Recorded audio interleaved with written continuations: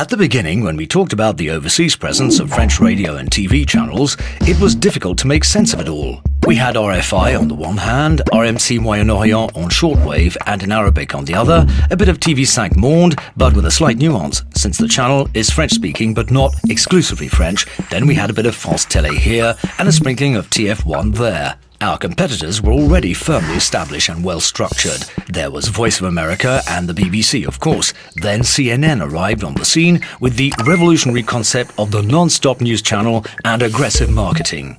A few years later, Qatar, a small but wealthy country, launched Al Jazeera, first in Arabic and then in English, with limitless ambitions. Since then, the trend has been constant. Al Arabiya, CCTV International, Deutsche Welle, Russia Today, Africa 24, and Sky with a new 24-hour channel in Arabic.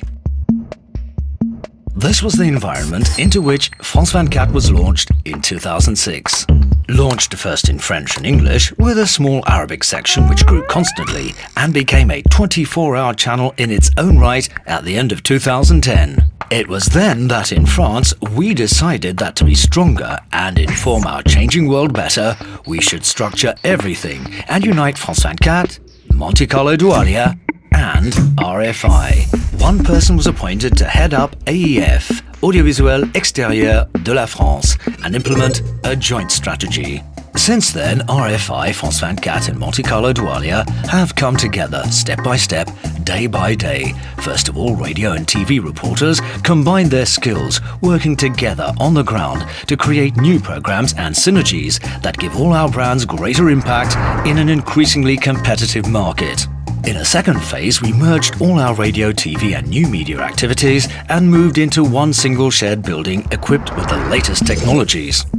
So perhaps the time is right now to stop and look back at the ground we have covered. We have notched up successes that no other public company can claim to rival.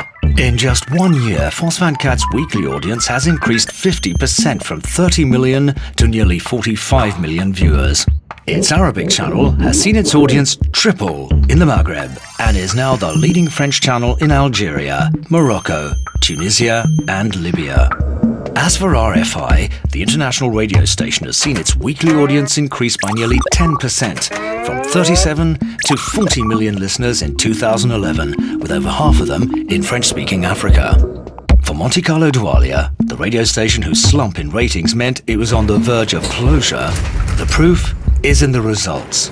In 2 years, the Arabic language radio station has revived and its audience has increased 55%, from 5 million to nearly 8 million listeners.